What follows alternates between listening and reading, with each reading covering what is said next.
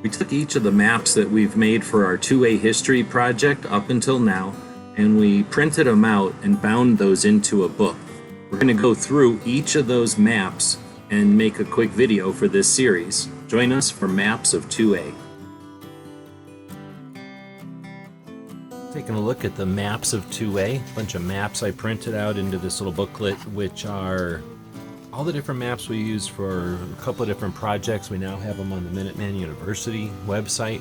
So most of the front of the booklet is the good stuff, and we've been looking at the negative stuff here.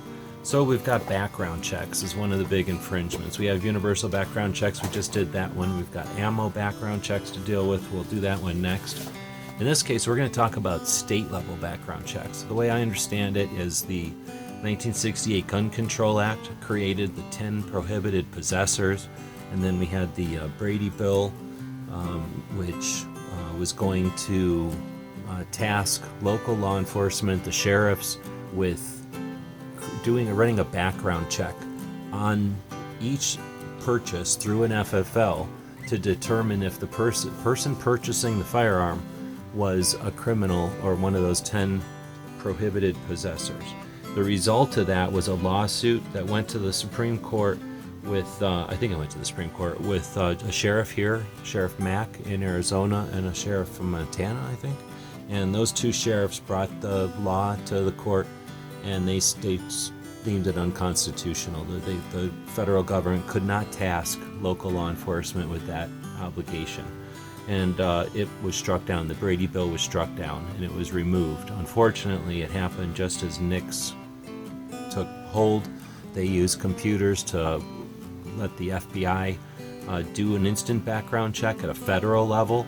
So it's like, oh, you can't do this at a state level? No problem. We can't use the resources there. We'll just use federal resources. So more infringement, and boom, we see the invention of NICS. I think that was 94, 96.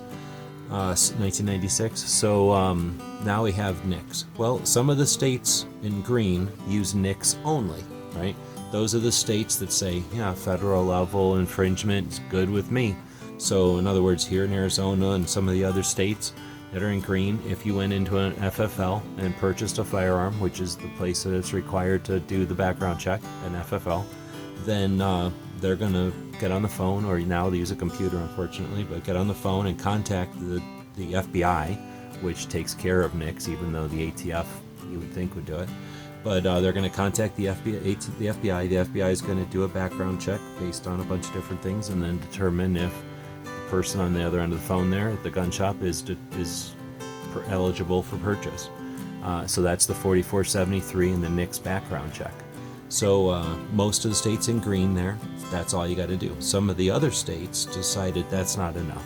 So what they do is they require the gun shop to take the request to purchase a firearm, I guess would be the way you'd call it, and then the gun shop has to forward that request to the state. Now sometimes, I'm not familiar with the procedure. As you can see, there's lots of different states there that have either partial or state level checks. We'll talk about state level checks in a second. So some states will have the gun shop call the state, and then the state will call NICS. And while the state is calling NICS, they'll do their own background check. So now NICS gives them a result, the state adds their result, and they tell that to the gun shop. So I believe I think that is the state check also, and then some partials. I don't know, maybe that just applies to handgun purchases or something like that. So I'm not totally sure because I built these maps a while ago, but that's the gist of it, that most of the states are in green and require just the gun shop to make a phone call to NICS or to contact NICS, and pretty much instantly the background check is done. The person gets either a good to go or a no, you can't sell that, or we're going to keep looking and we'll call you back within 6 days. That's the three options. Either you get these states that required more, and then they'll have their state police or Department of Public Safety or somebody receive the request from the gun shop, and then at some time interval get back with the gun shop and tell them whether or not that gun was okay to proceed as a transfer. So that's how I understand it. Like you can see, there's lots of states that require extra checks, and there's lots of states that are considered partial. We'll elaborate on this on the website in this series of videos. This is just one of a whole bunch of stuff we'll be looking at. since the background checks is just one of the infringements we're looking at, that's where we're going to cut this one. Next time we'll be looking at ammo purchases, background checks on ammo purchases. You ever heard of such a thing? Been like that for a while, actually, in some places.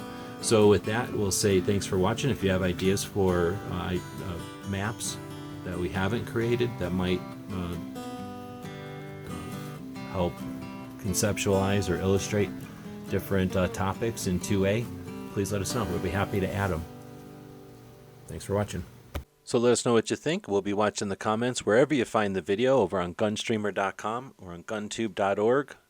Thank you for supporting our projects. If you'd like to buy us a cup of coffee, check out our Patreon channel. The guys and gals of gunwebsites.com encourages you to take a CCW class every year, practice at least once a month, and carry every day. Thank you for watching gunwebsites.com.